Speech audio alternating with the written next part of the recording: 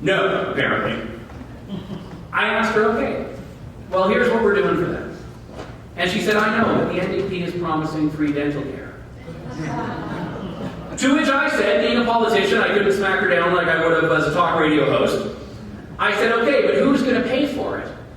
And she said, I never thought of that. If someone who cares about debt, taxes, and spending hasn't thought about how they're going to pay for a policy that they like, it stands to reason there are a lot of other issues and a lot of other people that are approaching issues without looking at the numbers in the way that a lot of the people in this room and certainly a lot of the presenters have put forward. And there is a firm belief that I hold that you need to meet people at their level if you want to achieve change. Now, I'm actually very grateful that I lost my election, which is easy to say when you lose the election, by the way. But I find more and more that real change is going to come through the culture. It's going to come through winning over hearts and minds at forums like this, through the media, through dialogues, because, and I mean no disrespect to Drew Barnes, the MLA who's sitting here, politicians have to be a product of the culture in which they exist. And it's very difficult for politicians to be leaders knowing the pushback that they're going to get from the media, from the special interest groups, from the unions, which is why it's so important to give all elected officials a base to know what is there. When they speak up and say the right thing, you better support them. You better be there and show that there are people that are pushing back against that. Because no one is ever going to speak up and write perhaps a dissent to the Fair Deal panel if they know that there is not going to be any support for them, if they're going to be out there alone. Some will, but a lot won't. And it's so important to exist in that culture because otherwise you're never going to achieve anything. And this is not just about independence. This is about social issues, fiscal issues, foreign policy, defense policy. It doesn't matter. The culture needs to be on side. Otherwise, there's going to be no thrust for a politician to do the right thing. So the way you do that has a couple of different paths. I mentioned one earlier, independent media. Something as simple as when you see someone criticizing a politician who did the right thing on Twitter, on Facebook, or whatever, sending them an email, responding, and saying, hey, I think what you were doing was important. And it is important that people know there are voices from the West to be a counterbalance to all of the voices that I read earlier from the Toronto Star about what the West really thinks. Which I know is probably the most endearing thing to you when someone in the Toronto Star from downtown Toronto tells you what you all think. And that is not going to go away. But what can happen is there can be enough of a response to it that when the people that are genuinely open-minded, the people that are genuinely independent, the people who aren't members of the Laurentian Elite, when they pay attention, they see, wow, you know, when this column was written, I also saw all of these people say the opposite of that.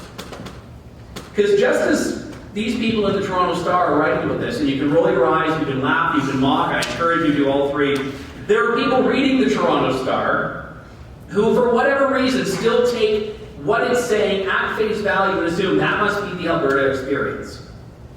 As filtered by Heather Malik, as filtered by... I'm picking on the Toronto Star because I don't even think they distribute it in Calgary. But there is basically an echo chamber that is formed. And I just, in the closing few minutes here, apparently my closing few minutes already happened, so I'll make this very brief. Last week, Twitter had a massive hack, and a lot of accounts of people with blue check marks, which are the ones that Twitter tells you to believe are more important than you all, were hacked, and they were tweeting out a Bitcoin scam. And there are a lot of people in the room that I already lost at Twitter, and now I'm mentioning Bitcoin, but bear with me. And what Twitter did in response to avoid anyone else falling victim to the hack is they froze the accounts of all the people with blue check marks. So no one with a blue check mark could tweet. And my goodness, it was like the best 2 hours Twitter had ever had. Because the blue check mark elites are the people in media, the people in politics. And I have a blue check mark, so trust me, I was forced into exile as well. But there's a feature on Twitter that I have to tell you about. When I got my blue check mark, I learned about this. It's a little switch that you can check that filters out any tweet that's not from someone with a blue check mark.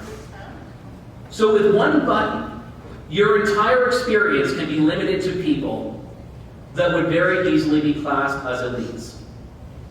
And all of you regular folk are none the wiser.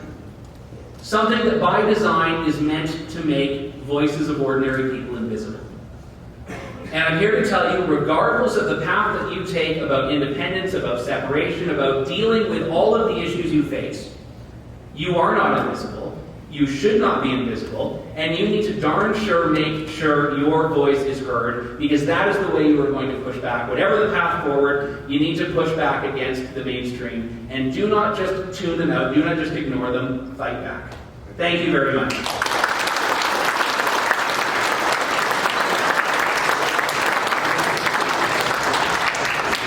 We have time for one. Well, we had time for two questions, but you already answered one of them. One of the questions that I had was, how do you fund what you do? Which you sort of touched on, but you're welcome to touch on it again. Yeah, I was thinking of a poll for this afternoon. Do you think Andrew Lawton is more impressive as a moderator, or more impressive as a public speaker, or all of the above? And I have or neither. Or well, yeah, you know, we should put that on the poll to be transparent. But I do have one question. If you, the impressive world-class moderator, were asking you, the impressive world-class speaker, a question, what would you ask you? I don't know. I'm wondering. Yeah. We rehearsed this earlier, but I forget what the answer I was supposed to give was. Well, tell them how you raise your money. Go ahead. I don't normally like putting the plug in, but it's not for me personally. I work with a group called True North, and we try to do a whole bunch of work. Thank you very much to the one person. There we go, that's better. And you can subscribe at tnc.news. Thank you very much, David.